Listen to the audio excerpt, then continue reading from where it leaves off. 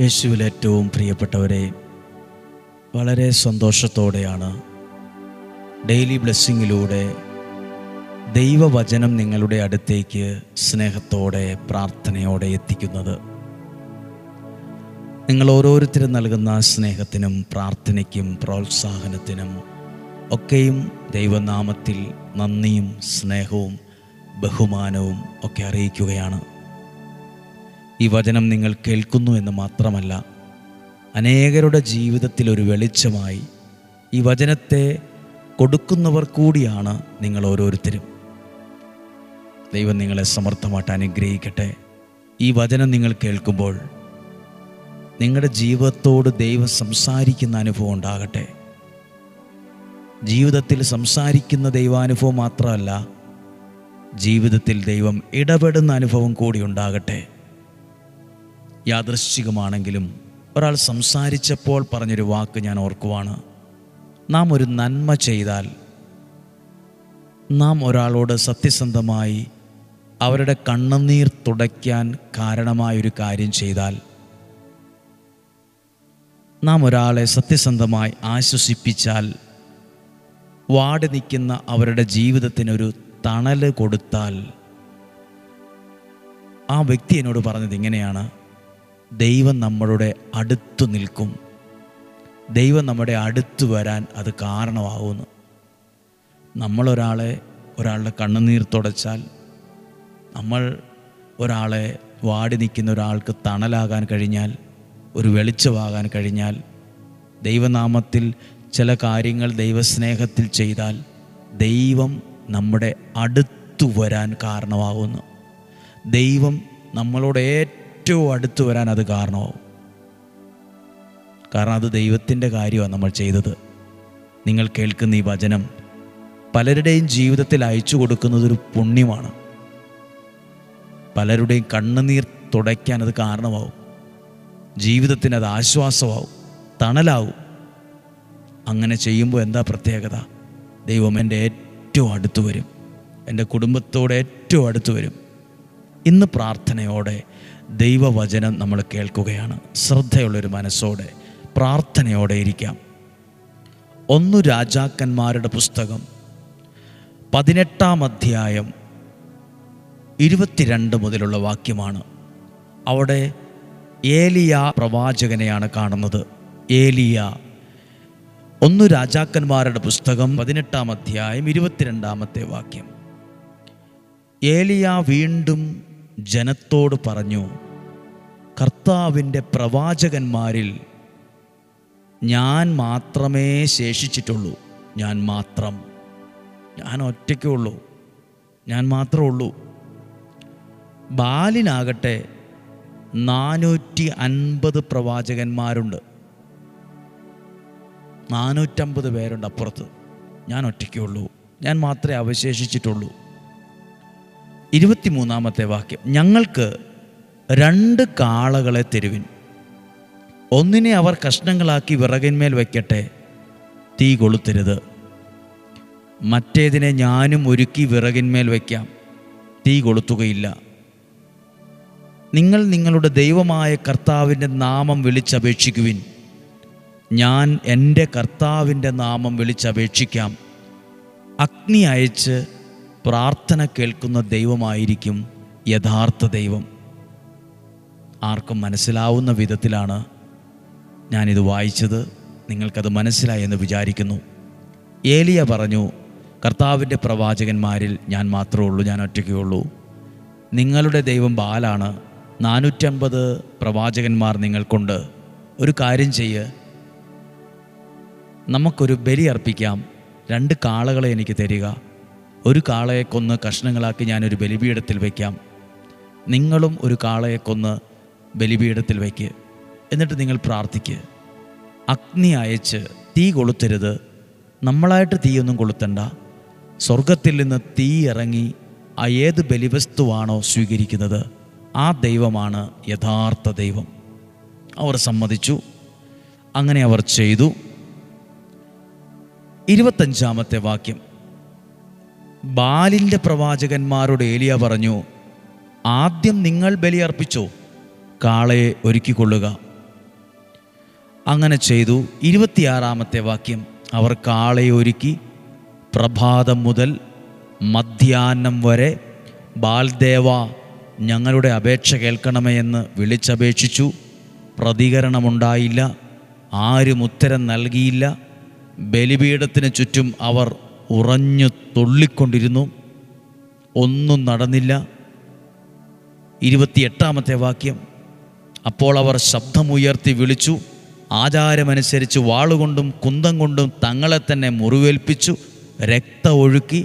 മധ്യാഹ്നം കഴിഞ്ഞിട്ടും ഉന്മത്തരായി വിളിച്ചുകൊണ്ടിരുന്നു. ഒരു ശബ്ദവും ഉണ്ടായില്ല, ഒരു ഉത്തരവും നൽകിയില്ല, ആരും അവരുടെ പ്രാർത്ഥന ശ്രവിച്ചുമില്ല. 450 പ്രവാചകന്മാർ ഒരുമിച്ച് നിന്നിട്ടും ഒരനക്കം ഉണ്ടായില്ല. പിന്നീടാണ് ഏലിയ 30-ാമത്തെ വാക്യം, ഏലിയ പറഞ്ഞു, നിങ്ങൾ അടുത്തു വാ, നമുക്ക് ബലിയർപ്പിക്കാം. പ്രാർത്ഥിച്ചു. പിന്നെ എഴുതിയിട്ടുണ്ട് 38-ാമത്തെ വാക്യം, ഏലിയ ബലിയർപ്പിച്ചപ്പോൾ കർത്താവിൽ നിന്ന് അഗ്നി ഇറങ്ങി ബലിവസ്തുവും വിറകും കല്ലും മണ്ണും ചാലിലെ വെള്ളവും വറ്റിക്കുകയും ചെയ്തു. ബലി സ്വീകരിച്ചു. കർത്താവ് തന്നെ ദൈവമെന്ന് വിളിച്ചു പറഞ്ഞു. ഇത്രയും കാര്യങ്ങൾ നമുക്കറിയാം. ഞാനൊരു കാര്യം ചോദിക്കട്ടെ, ഈ 450 പ്രവാചകന്മാർ, ബാൽദേവൻ, ഇതിനൊക്കെ ഒരു ശക്തിയുണ്ട്. ഇതൊരു തിന്മയുടെ സ്വാധീനത്തിൻ്റെ ശക്തിയാണ്. ശക്തിയില്ലാതെ ചുമ്മാ ഒന്നും അവർ ചെയ്യില്ല. ദേഹം വെട്ടി മുറിവേൽപ്പിക്കില്ല, ചോരയൊഴുക്കില്ല, അലറില്ല. ഇതിനു മുമ്പ് പലപ്പോഴും അവർ ഇങ്ങനെയൊക്കെ ചെയ്തപ്പോൾ ആ ശക്തി ഇവർക്ക് വേണ്ടി പ്രവർത്തിച്ചിട്ടുണ്ടാകും, ഇടപെട്ടിട്ടുണ്ടാകും. ആ ശക്തിയുടെ അനുഭവം ഇവർക്കുണ്ടാവും. പക്ഷെ ഇന്ന് ഇങ്ങനെ ബലിയർപ്പിച്ചപ്പോൾ ബാൽദേവൻ്റെ ഒരു അനക്കവും ഇല്ല, ഒരു ചെറിയ ചലനം പോലും ഇല്ല, ഒരു ചെറിയൊരു മൂളൽ പോലും ഉത്തരവായിട്ട് കിട്ടുന്നില്ല. എന്താ ഇത് പറഞ്ഞെന്നറിയാമോ? പ്രാർത്ഥനയുള്ള ഒരാൾ നമ്മുടെ ജീവിതത്തിലോ നമ്മുടെ കുടുംബത്തിലോ ഉണ്ടെങ്കിൽ തിന്മയുടെ ശക്തി എത്ര അധികമായാലും എത്ര പേരുണ്ടെങ്കിലും അവരിനി എന്നൊക്കെ തലകുത്തി മറിഞ്ഞ് ചെയ്തെന്ന് പറഞ്ഞാലും സത്യദൈവത്തെ ആരാധിക്കുന്ന ഒരാളുണ്ടെങ്കിൽ മറ്റ് ദുഷ്ടശക്തിക്ക് ഒന്ന് അനങ്ങാൻ പോലും പറ്റില്ലെന്ന് അതിൻ്റെ അർത്ഥം. ദുഷ്ടശക്തിക്ക് അവിടെ പിന്നീട് ഒരു സ്വാധീനമില്ലെന്ന് അതിൻ്റെ അർത്ഥം. അതുകൊണ്ടാണ് ബാൽദേവൻ്റെ ആളുകൾ 450 പ്രവാചകന്മാർ, പുരോഹിതന്മാർ ഒരുമിച്ച് കൂടി അവരെന്നൊക്കെ ചെയ്തിട്ടും ഒരനക്കം ഉണ്ടായില്ല, ഒരു മാറ്റം ഉണ്ടായില്ല. എന്നാൽ സത്യദൈവത്തെ ആരാധിക്കുന്ന ഏലിയ മുൻപോട്ട് വന്ന് ബലിപീഠത്തിൻ്റെ കേടുപോക്കി ബലിപീഠം പണിത് ബലിയർപ്പിച്ചപ്പോൾ ഉടനെ തന്നെ, അധികം സമയം കഴിയുന്നതിന് മുമ്പ് തന്നെ, മിനിറ്റുകൾ കഴിയുന്നതിന് മുമ്പേ സ്വർഗത്തിൽ നിന്ന് അഗ്നി ഇറങ്ങി. ബലിവസ്തുവും വെള്ളവും എല്ലാം ദൈവം സ്വീകരിച്ചു എന്നാണ്. സ്വർഗത്തിൽ നിന്ന് അഗ്നി ഇറക്കിയ ദൈവത്തെ കണ്ടപ്പോൾ കർത്താവ് തന്നെ ദൈവം എന്നവർ വിളിച്ചു പറഞ്ഞു. എല്ലാവരും ശ്രദ്ധിക്കുക. നിങ്ങൾ ചിലർ ചിന്തിക്കുന്നുണ്ട്, അപ്പുറത്തെ വീട്ടുകാർ ഞങ്ങൾക്കെതിരെ കൂടോത്രമൊക്കെ ചെയ്യുന്നുണ്ട്, ഇപ്പുറത്തെ ആൾക്കാർ ഞങ്ങൾക്കെതിരെ മന്ത്രവാദം ചെയ്യുന്നുണ്ട്, അവിടെയുള്ള ആളുകൾ ഞങ്ങൾക്കെതിരെ എന്തോ പ്രശ്നങ്ങളോട് ചേർന്ന്, പ്രതിസന്ധികളോട് ചേർന്ന് ഞങ്ങളെ തകർക്കാൻ ശ്രമിക്കുവാണ്, അങ്ങനെ ചെയ്തുകൊണ്ടിരിക്കുന്നു, ഇങ്ങനെ ചെയ്തുകൊണ്ടിരിക്കുന്നു. എന്തിനാ ബന്ധങ്ങളൊക്കെ കളയുന്നേ? എന്തിനാ തമ്മിൽ ശത്രുതാപരമായി ചിന്തിക്കുന്നത്? നിങ്ങൾ ഈ പ്രാർത്ഥന കേൾക്കുന്ന നിങ്ങൾ ഇന്നും ജീവിക്കുന്ന സത്യദൈവത്തെ ആരാധിക്കുന്ന ഒരാളാണെങ്കിൽ, സത്യദൈവത്തിൻ്റെ വചനം കേൾക്കുന്ന ഒരാളാണെങ്കിൽ, മുട്ടിന്മേൽ നിന്ന് പ്രാർത്ഥിക്കുന്ന ഒരാളാണെങ്കിൽ, നിങ്ങൾ സത്യസന്ധമായൊരു വിശ്വാസിയാണെങ്കിൽ, നിങ്ങളെന്ന ഒറ്റയാൾ പ്രാർത്ഥിച്ചാൽ മതി. ഒരു ദുഷ്ടശക്തിക്കും, ഒരു മന്ത്രവാദത്തിനും, ഒരു കൂടോത്തരത്തിനും, ഒരു ക്ഷുദ്രപ്രയോഗത്തിനും, ഒരു ക്രിയകൾക്കും, എന്ത് ദുഷ്ടതയോടെ ചെയ്ത ക്രിയകൾക്കും നിങ്ങളുടെ മേൽ അനങ്ങാൻ പോലും പറ്റില്ല, തൊടാൻ പോലും പറ്റില്ല. അത് ദൈവിക സംരക്ഷണത്തിൻ്റെ വേലിക്കകത്തായിരിക്കും സത്യദൈവത്തെ ആരാധിക്കുന്നവനും അവൻ്റെ കുടുംബവും. സത്യവചനം കേൾക്കുന്ന, ദൈവവചനം കേൾക്കുന്ന, വിശ്വസിക്കുന്ന നിങ്ങളും നിങ്ങളുടെ കുടുംബവും ദൈവം സുരക്ഷിതമാക്കിയിരിക്കുന്ന ഒരു സംരക്ഷണ ഭിത്തിക്കകത്താണ് ദൈവം വച്ചിരിക്കുന്നത്. തിന്മയുടെ ശക്തിക്ക് അനങ്ങാൻ പോലും പറ്റില്ല. ആവശ്യമില്ലാത്ത ഭയവും ആവശ്യമില്ലാത്ത ടെൻഷനും വേണ്ട. ഒറ്റയ്ക്കാണെങ്കിലും തോറ്റുപോയിട്ടില്ല ഏലിയ. ഒറ്റയ്ക്ക് നിൽക്കേണ്ടി വന്നു. ഒറ്റയ്ക്ക് ചില സമയത്ത് പ്രതിസന്ധിയിൽ നിൽക്കേണ്ടി വന്നു. ഒറ്റയ്ക്ക് ആരാധിക്കേണ്ടി വന്നു. ഒറ്റയ്ക്കാണേലും ദൈവസന്നിധിയിൽ നിൻ്റെ പ്രാർത്ഥനയ്ക്ക് വിലയുണ്ട്. ഒറ്റയ്ക്ക് നിന്ന് ആരാധിക്കുന്ന ഒരാളാണ്. വീട്ടിലാകെ ഒറ്റയ്ക്കുള്ള ഞാൻ മാത്രമേ ഉള്ളൂ പ്രാർത്ഥിക്കാൻ. മതി. നിങ്ങളുടെ കുടുംബത്തിനത് ബലമാണ്, നിങ്ങളുടെ കുടുംബത്തിനത് സംരക്ഷണമാണ്, നിങ്ങളുടെ കുടുംബത്തിനത് ഒരു അഭിഷേകമാണ്. പ്രാർത്ഥിക്കുവാണ്. ഇന്ന് വ്യാഴാഴ്ച ദിവസമാണ്. ഇന്ന് വൈകുന്നേരം 6:15 വിശുദ്ധ യൂദാശ്ലീഹായുടെ മാധ്യസ്ഥതയിൽ നൊവേന ചൊല്ലി പ്രാർത്ഥിക്കുന്നുണ്ട്. നിങ്ങളും പ്രാർത്ഥിക്കണം. പ്രിയപ്പെട്ടവരെ, ഇവിടെ വന്ന് പ്രാർത്ഥിച്ച ഒരാൾ അവരുടെ ഒരു ഫോട്ടോ തന്നിട്ട് പ്രാർത്ഥിക്കാൻ പറഞ്ഞു. ഒത്തിരി തടസ്സമുണ്ട്, പ്രതിസന്ധിയുണ്ട്, മുടങ്ങിപ്പോയി, ഒത്തിരി പ്രാർത്ഥനയോടെ തന്നു, ഒരു ഫോട്ടോ തന്നു. അങ്ങനെ യൂദാശ്ലീഹയുടെ മാധ്യസ്ഥതയിൽ നിയോഗം വെച്ച് പ്രാർത്ഥിച്ചു.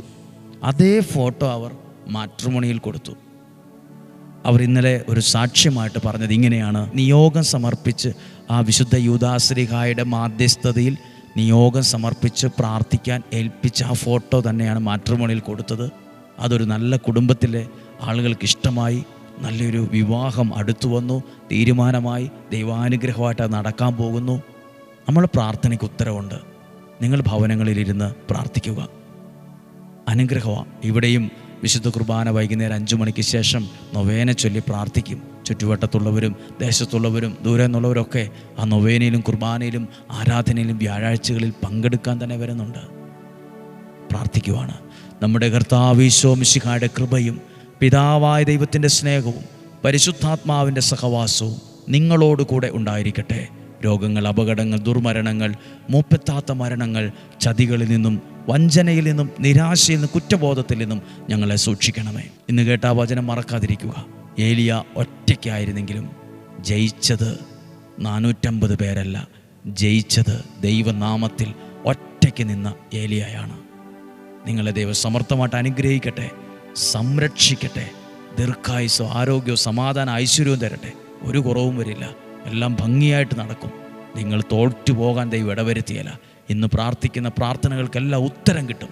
ഇന്നും ജീവിക്കുന്ന യേശുവിൻ നാമത്തിൽ നിങ്ങളെ അനുഗ്രഹിച്ച് പ്രാർത്ഥിക്കുന്നു, ഇപ്പോഴും എപ്പോഴും എന്നേക്കും. ആമേൻ. ദൈവം അനുഗ്രഹിക്കട്ടെ.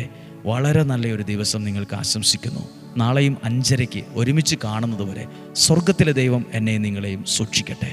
സാധ്യമായ എല്ലാവർക്കും അയച്ചു കൊടുക്കണമേ എന്ന് യേശുവിൻ നാമത്തിൽ ഓർമ്മപ്പെടുത്തുകയും ചെയ്യുന്നു. ആമേൻ.